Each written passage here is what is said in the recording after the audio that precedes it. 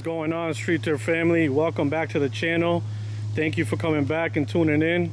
Today we have a 2021, the BMW 430i. This one's got a really nice black color.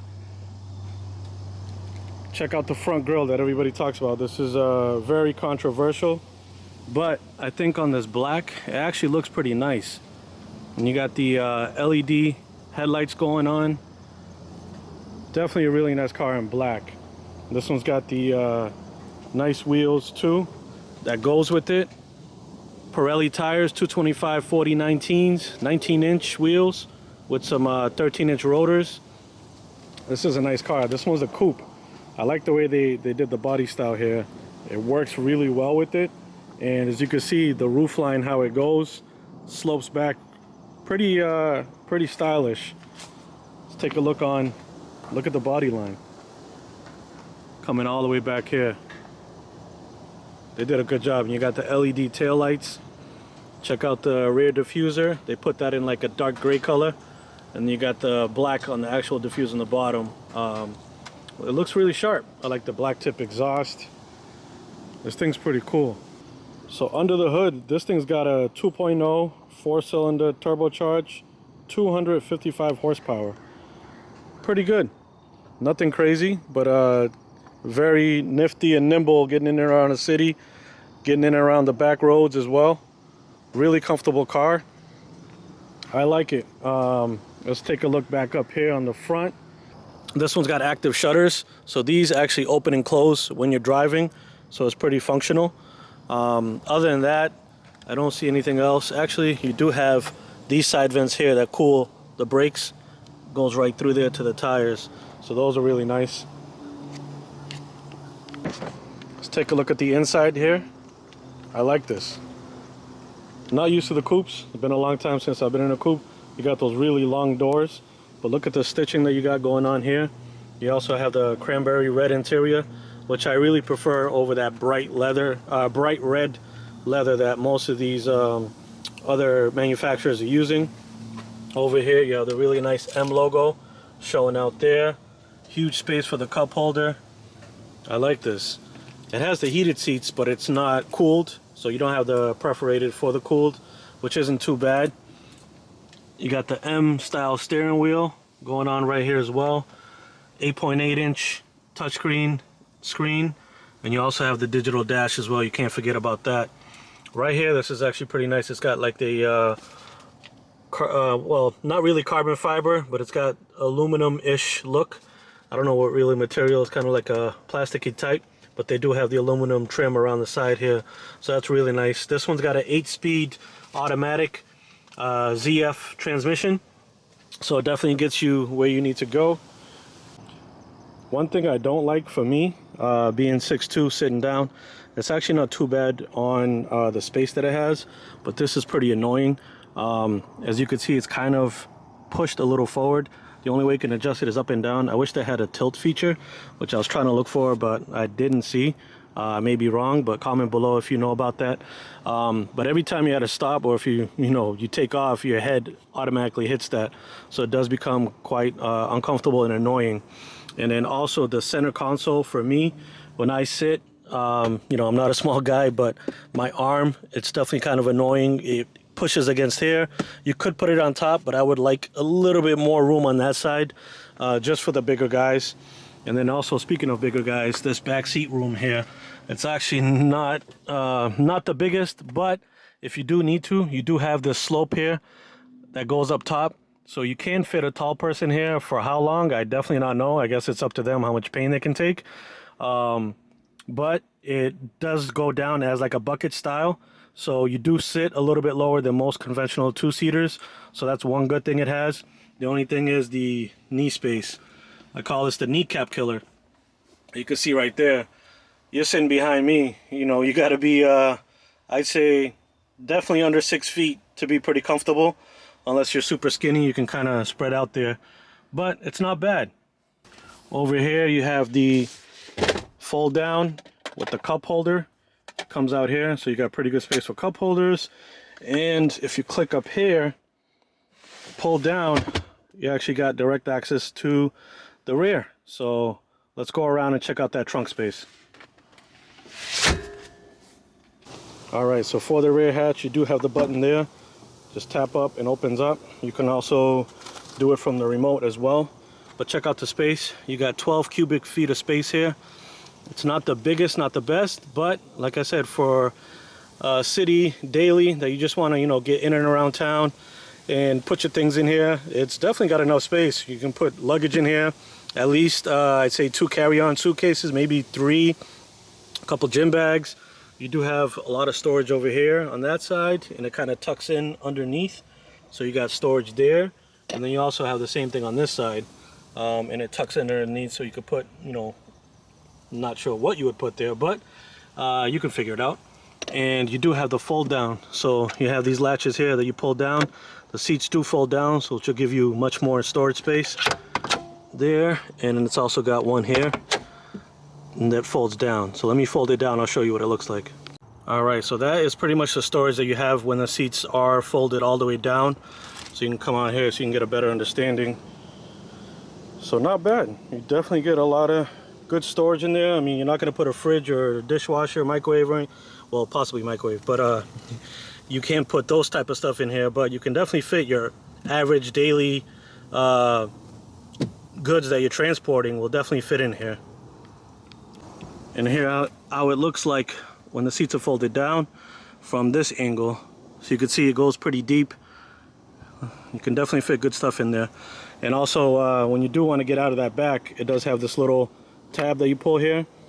Seats pull forward, and then the rest is automatic, and then it gives you space to get in and out of this back area here for your passengers, or if you want to get whatever you put back here out, you have easy access for that as well.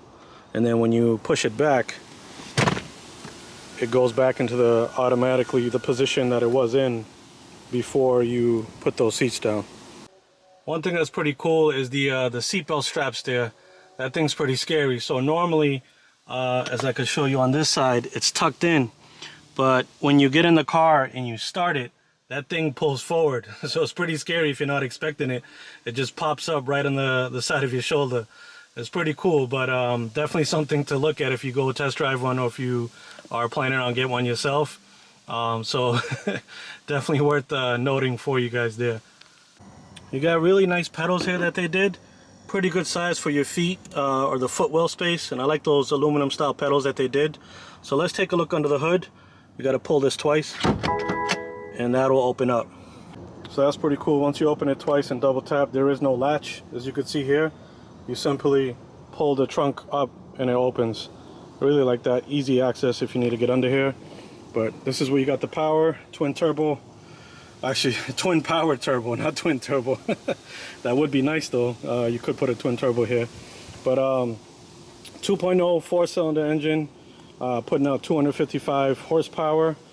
Definitely nothing crazy, nothing jaw-dropping, but it gets the job done and gives you the spirited driving that this is what it's meant for. I mean, it's like entry level to either the M430 or the M4.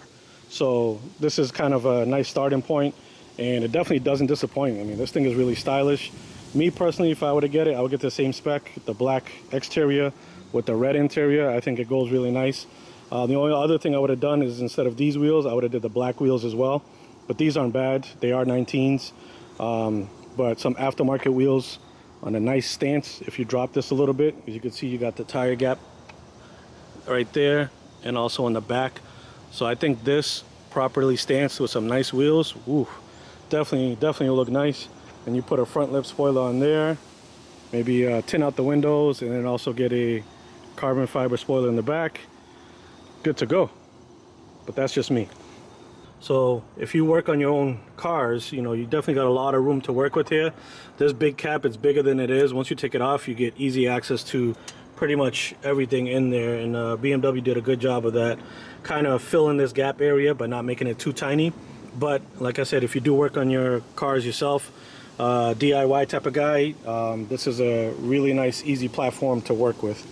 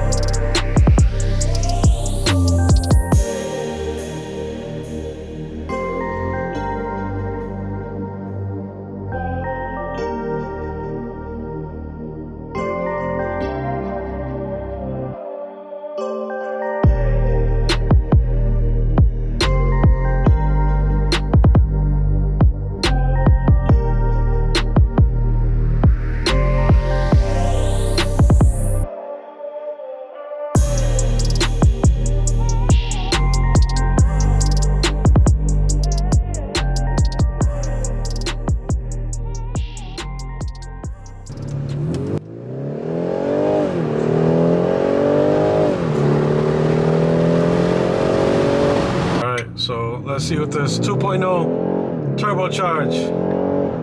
Woo. Not bad around these turns. Got a lot of pickup. Nothing crazy, it's not a V8, but you get the point, that turbocharge. Definitely fun around these streets like this. Brakes are pretty good too. Suspension's not bad. Now I got this in sport mode. Oh wow, this is pretty fun. Again, nothing jaw-dropping about this, but as a daily, it's definitely a fun car. I would like to see this in a convertible. That'd be really nice. Really good around corners. Let's take this pretty tight here. Oh yeah, I like it.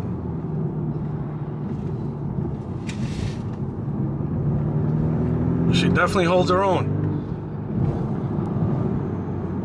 Around this turn. Oh yeah, there we go.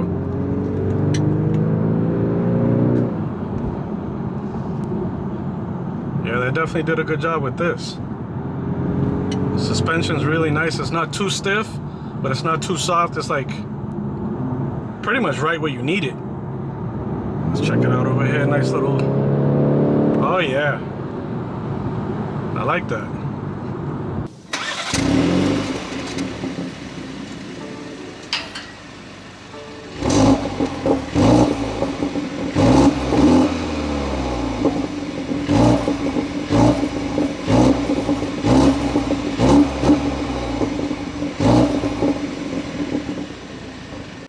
Alright guys, with that cold start, that actually was pretty interesting, and doing those revs just to get those cracks and burbles. I definitely did not expect that out of this car. I didn't know this car had it, so that was a pretty cool surprise. I kept revving it to about a little 2K and a little over 2K, and you get those cracks and burbles. I definitely was surprised. It's pretty cool that they put that, so that definitely means if you tune this thing, and you'll definitely get that pronounced even more than, you know, obviously being stock. So that's a pretty cool thing that I figured out. Also as well, I got this car in drive. As you can see, I got my foot off the brake and we're not moving. That's kind of one thing to get used to this car. It's kind of like, I think Teslas are like that too, where if you let your foot, it won't go unless you actually step on the gas to make it go.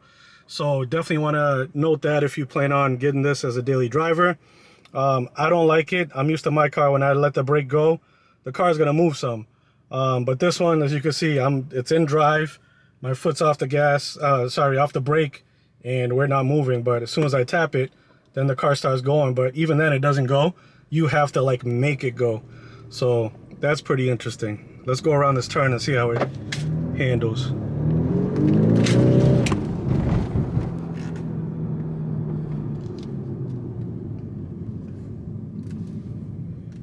All right, so we got a little stretch here. It's gonna be pretty bumpy, but let's see what it can do.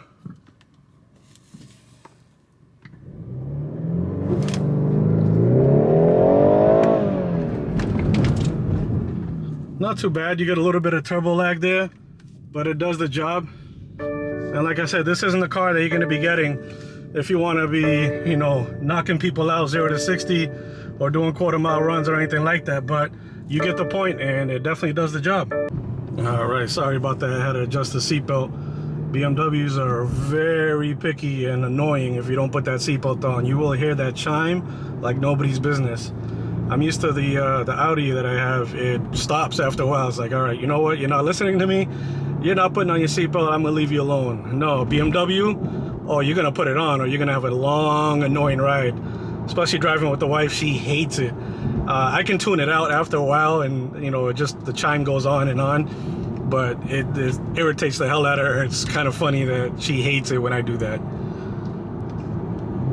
Overall, this car, it's actually pretty fun. I like it. Like I said, good daily driver.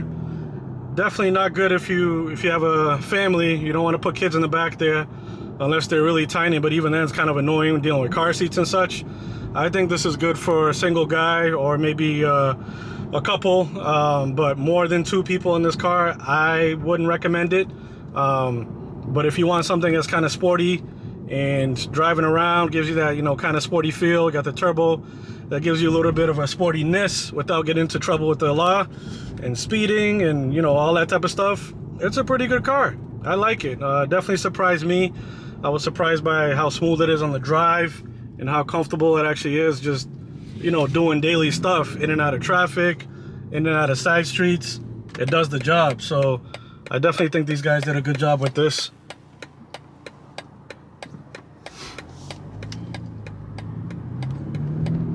All right, so we're heading back on the twisty roads. Let me give you some distance and let's get this thing cracking.